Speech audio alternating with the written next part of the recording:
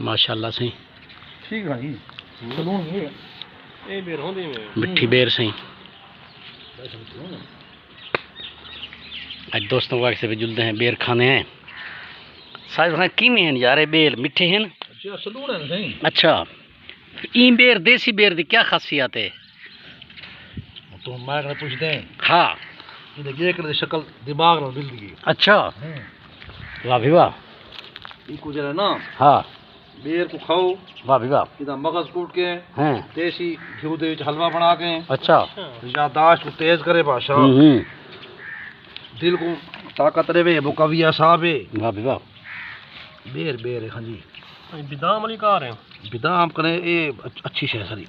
हाँ बेर साबर हाँ चढ़वन यार हला हाँ बेर को आज हले ने बेर को ये देखे किरपोसी मिठे बेर बस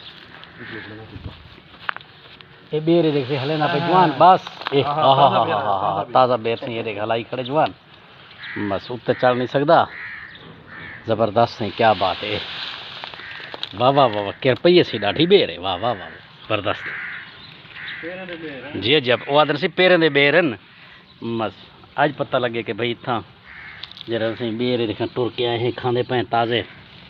ये सदका जा रहे पैर सूर को मिलती थी। हाँ अल्लाह ताला उन्हें जन्नत जा दे वैसे अल्लाह ताला जामी खांदी याती दराज करे से।